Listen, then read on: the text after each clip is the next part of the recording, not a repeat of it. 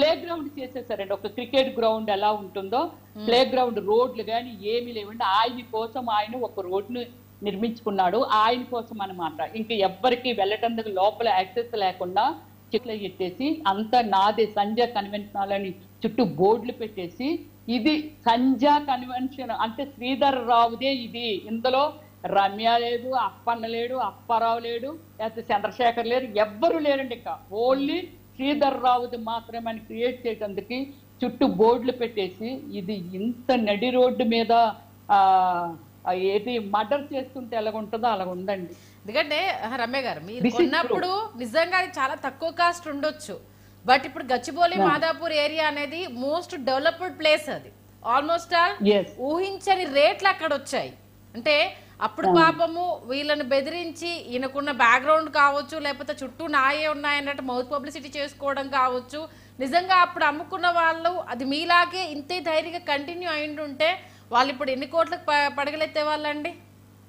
ఎత్తేవాళ్ళండి. But okay, వాళ్ళ అవసరాన్ని బట్టి అది ఆయన రిక్వెస్ట్ చేస్తే అమ్మేశారా, బలవంతం చేస్తే అమ్మేశారా, పక్కింటి వైపు కూడా చూడని మనిషినండి నేనైతే రియల్లీ చెప్తానండి. కానీ డేర్ మీద దీన్ని ఇక్కడతో ఆపేసే ప్రసక్తే లేదండి.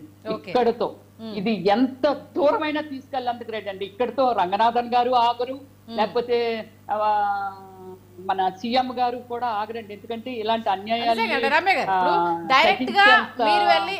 లేదంటే నేను చూసిన ఇప్పుడు దీనిలో ఇమ్మీడియట్లీ రియాక్షన్ అండి. అంటే చాలా పర్ఫెక్ట్ గా అండి. మనం ఏదో కంప్లైంట్ ఇచ్చాము వెళ్ళిపోయామా అయితే అలా చేశారా అనేది మాత్రం రాలేదండి. 10 days వర్కౌట్ చేసి 2011 నుంచో ఎప్పటి నుంచో మొత్తం పేపర్లు తెప్పించుకొని వీటికి కొన్ని అగ్రిమెంట్స్ ఏంటి, వీటికి ఉన్నగా ఇదేమిటి, దీనికి అంటే ఒక సిస్టమ్ ఏమిటి అనేది అన్ని పాయింట్లు నేను మాట్లాడలేను కానండి.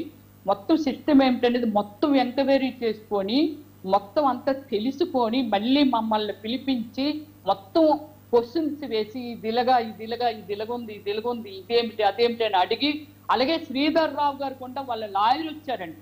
ఓకే, వాళ్ళ లాయర్ వస్తే మొత్తం అంతా చాలా ఆర్గ్యూ జరిగింది. డిస్కషన్ తర్వాత వెరీ క్లారిటీ తీసుకొని అప్పుడు దాని మీదకి హైడ్రా వెళ్ళిందే తప్ప హైడ్రా ఊరికినే ఎవరో నా వైపో లేకపోతే ఇంకోలు వైపో కొమ్ము కాసేది కాదండి. ఎందుకంటే హైడ్రా వచ్చిన తర్వాత చాలా మందికి న్యాయం జరుగుతుంది. ఎందుకంటే అదే అడుగుదాం అనుకుంటున్నా. ఇప్పుడు సీఎం గారి దగ్గరికి మీరు వెళ్ళి కలవలేదు, ఈ ఇష్యూని ఆయన దగ్గరికి తీసుకెళ్లలేదు. బట్ ఆయన తీసుకొచ్చిన ఒక సంస్థ ద్వారా ఇన్ని సంవత్సరాల నుంచి పరిష్కారం కానిది, అంటే సామాన్యుడు వాడుకునే రోడ్లను కూడా బ్లాక్ చేసేసుకొని దాన్ని వాళ్ళ ఇష్టానికి వాడుకున్న అంశానికి సంబంధించి ఈ క్లియరెన్స్ రావడానికి సంబంధించి టోటల్ క్రెడిట్ ఇవ్వాలంటే ఎవరికి ఇస్తారు? మేము సీఎం గారికి మేము కంప్లైంట్ ఇచ్చామండి. మేమైతే వెళ్ళి కలవలేదు, కలుద్దాం అనుకున్నాము. కానీ ఆ క్రెడిట్ అయితే రంగనాథన్ గారికేనండి.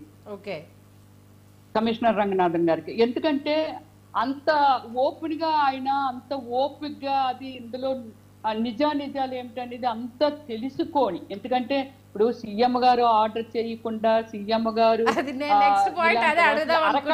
అలాంటి అంత సీనియర్ ఆఫీసర్ ని వేశారు కాబట్టి ఇక్కడ న్యాయాలు జరుగుతున్నాయి నేనైతే చెప్పగలను.